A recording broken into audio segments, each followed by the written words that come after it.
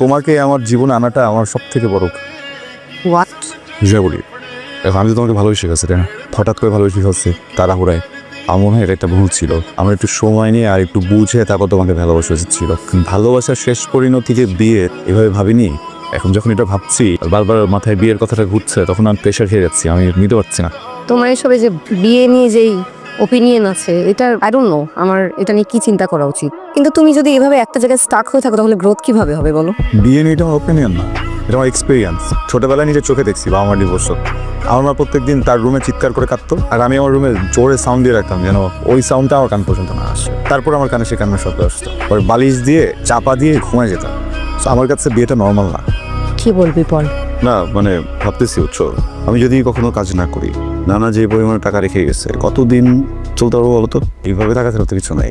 বলতেছি না যে আমি কাজ করবো না, অবশ্যই কাজ করবো। মানুষ তো আসলে কিছু রেখে যেতে পারে না কাজ ছাড়া, তাই না? General knowledge.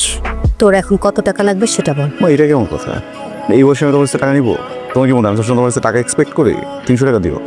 ভাবছিলাম যে শুক্রবার নিবো, শুক্রবার দিন শুক্রবারটা দিও, আজকে 300 হলে চলবে। তোর সব কিছুতেই চালাকি, তাই না? গার্লফ্রেন্ডে মামা ফোন দিচ্ছে, কথা বলিস না।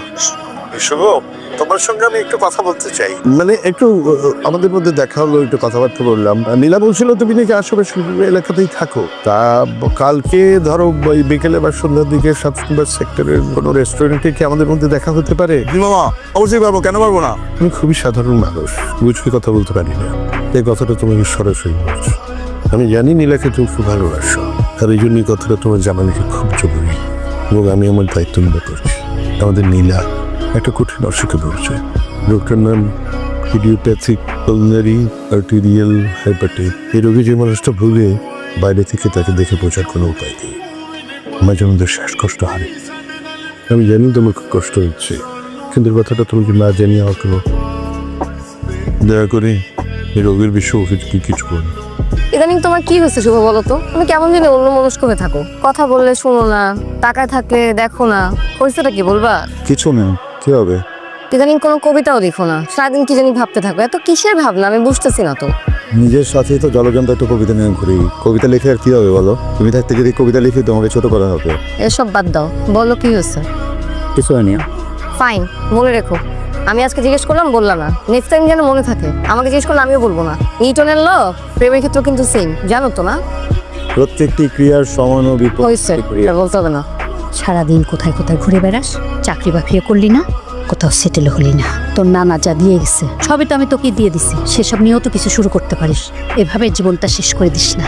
কখনো বিয়ে করতে চাইনি, আর এখন যদি চাইব তারপর আমার বিয়ে হবে না। আর কি বলিস, শুনতেই তো পাই না কিছু। কিছু না। হ্যালো। ঠিক আছে, তুমি কিছু হয়নি তো? হ্যাঁ আমি তো ঠিক আছে। তুমি কি করো? নিশ্চয়ই ঘুম থেকে উঠছো না? স্বপ্ন দেখছো কোনো? কি দেখছো বলো তো, ভয়াবহ কিছু? না আমি না, তেমন কিছু না। তুমি তো এক ছোট বাচ্চা না যে কার্টুন দেখে ভয় পেয়ে আমাকে ফোন দিবা।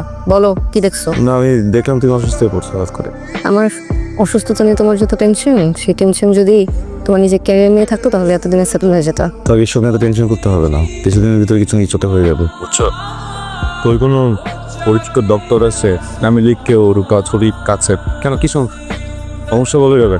আছে গোপন সমস্যা নাকি? দোস্ত আজ জানি করি সবসময় ফান ভালো লাগে না। এই ফান করার থেকে তোর কোনো প্রমোশনই হবে না। সরি দোস্ত, আমি আসলে মজা করতেছি। আচ্ছা তোমার সুন্দর আপুটা কোথায়? সে রাগ করে শুয়ে আছে। একটু দেওয়া যাবে? না, কেন? সে আপনার সাথে কথা বলতে চায় না। আমার অপরাধটা কি? সবসময় ছেলেদের অপরাধ থাকে না, কিন্তু একটু মানিয়ে নিতে হয়। মেয়েরা এমনই। এত কিছু বলছো? হ্যাঁ, আমি সবকিছুই বুঝি। নীলা, একটা কথা বলতে ইচ্ছা করতেছে কিন্তু লজ্জা পাচ্ছি। লজ্জা পাচ্ছো? বাবারে বাবা, এদিন আমার দেখতে হলো লজ্জা বলে পাচ্ছি। তারপরে বলতে চাই, বলবো আমি যদি কখনো বিয়ে করতাম তাহলে আমি ধুমধাম করে করতাম। কেন? কারণ আমার কাছে মনে হয় বিয়ে একটা ফেস্টিভ্যাল, উৎসব, এটাকে এইভাবে পালন করা উচিত। আমার মতামত একটু হলো, আমার মনে হয় বিয়ে হওয়া শুধু একদম গোপনে, একদম সাধারণ ভাব। তারপর 1 বছর পর একটা অনুষ্ঠান হওয়া উচিত। এই যে দেখো, দুইটা মানুষ একসাথে একটা করে বছর পার করে দিচ্ছে, আমি ওইটা সেলিব্রেট করা উচিত, তাই না? কোন দেখো এখন তুমি করলে কোনটা করতা? আপাতত কোনোটাই না। এই যে শুভ ভাই অফিসে হঠাৎ করে চলে আসে, অনেকে এটা পছন্দ করে না। কালকেও দেখলাম বসের কাছে সবাই মিলে বিচার দিচ্ছে, আর আমি এসবের মধ্যে নাই। আমি সবসময় আপনার ফিরল। তোমার অনেক সাহস বাড়ছে কিন্তু, কাহিনী কি? সাহস একটু আসছে, একটু। ছোট্ট একটা জীবন, বুঝছো? আমার ভিতরে যতটুকু সাহস একটু জমায় রেখে কি হবে বলো? তুমি ভালো আছে, সাহসটা দেখাই দিই কি চাও? তোমাকে। কি হবে? করবো, এখন লাঞ্চে যাবো। আমিও খাবো। আমি শুধু আমার জন্য খাবার নিয়ে আসছো। ওটাই খাবো, শেয়ার করে। কথায় আছে একজন হাজব্যান্ড একজন ওয়াইফ একই সাথে যদি একই প্লেটে খাবার শেয়ার করে খায়, এটা সংসারের জন্য মঙ্গলজনক। আমরা কি? আমরা প্রেমিক এবং প্রেমিকা, হ্যাঁ, আমাদের জন্য মঙ্গলজনক কি হবে? এগুলা বুঝতেছি না, বাট আমি বুঝতেছি যে তোমার ন্যাকামি অনেক বাড়ছে। তুমি কি আমার বাসায় আসতে হবে এক্ষুনি? জি পারবো। তুমি শান্ত হয়ে বসো, হিলার কিছু হয়নি, সম্পূর্ণ সুস্থ। আমি আসলে একটা মহা অন্যায় করে ফেলেছি। আবার আমার দৃষ্টিতে এটাকে আমি অন্যায়ও বলবো না। এক ধরনের দায়বদ্ধতা থেকে আমি কাজটা করেছি। আমি তোমাকে একটা মিথ্যা কথা বলেছি। নীলার আসলে কিছু হয়নি, সম্পূর্ণ সুস্থ। নীলার বাবা মারা যাওয়ার সময় আমাকে বলেছে আমি জন্য নীলাকে এমন কারো হাতে তুলে দিই যে নীলাকে খুব ভালোবাসবে। এই কারণে আমি এই পরীক্ষাটা চলে এসেছি। কারণ অন্য কোনোভাবে এই পরীক্ষাটা চালানো যেত, কিন্তু আমার সাধারণ বুদ্ধির থেকে এটা এসেছে, আমি সেটাই করেছি। তুমি নীলাকে সত্যি খুব ভালোবাসো। নীলা, তোমার সাথে একটু ইম্পর্টেন্ট কথা আছে, বাড়ি আসবা? শুভ, তুমি এখানে, তোমাকে কতবার বলছো অফিসে আসবে না? নীলা অনেক বেশি ইম্পর্টেন্ট। দেখতেছো তুমি বারবার এরকম করে অফিসে আসতে কিভাবে হবে? আমি ট্রাই করতেছো কেন? তোমার সমস্যাটা আমি বুঝতে পারতেছি না। তুমি সবার সামনে এইভাবে হাত ধরে টেনে নিয়ে আসলে কেন আমাকে অফিস থেকে?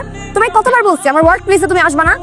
এগুলো না অফিসে আলোচনা হয়। তুমি কি চাও আমার চাকরিটা চলে যাক? কি শুরু করছে এগুলা? তো কি হয়েছে? ঠিক আছে তুমি? বাসার সবাই ঠিক আছে? তুমি তো এরকম করো না, কি হয়েছে বলো আমাকে। তোমার কি আমার সাথে থেকে সাফোকেশন হচ্ছে? একা থাকতে চাও? তাহলে প্রবলেমটা কি বলবো আমাকে? আমি একবার তোমাকে হারাই দেখছি, অনেক কষ্ট হয়। আমি আমাকে কখনো হারাতে চাই না। কখন হারাইছো? বিয়ে করবো আমাকে? বিয়ে করবো? করবো বিয়ে? হঠাৎ করে এই কথা কেন বলতেছো? বলো না বিয়ে করবো তাকে। শুভ, বিয়ে করলে কিন্তু অনেক সময় ঝগড়া হয়, তাই না? তখন কি করবা? চুপ করে থাকবো, করবো না ঝগড়া। তোমার যা ইচ্ছা তুমি আমাকে বলা, আমি কখনো ঝগড়া করবো না। কোনো প্রাইভেসি পাবা না কিন্তু, সারাক্ষণ আমাকে চোখের সামনে দেখতে হবে। আমি সারাক্ষণ তোমাকে দেখবো, চাই না প্রাইভেসি। আর তোমার ট্রমা কি করবা ওটা নিয়ে? একসাথে ট্রমাগুলো ঠিক করে ফেলবো। আমার যদি কোনোদিন তোমাকে ছাড়া থাকতে হয়, ওই ট্রমা আমি কখনো ঠিক করতে পারবো না। তুমি আমার সাথে থেকো সবসময়। কখন যদি ভয় পেয়ে যাই, আমার ট্রমার জন্য খুব কষ্ট হয়, প্লিজ আমার হাতটা ধরে থাকো।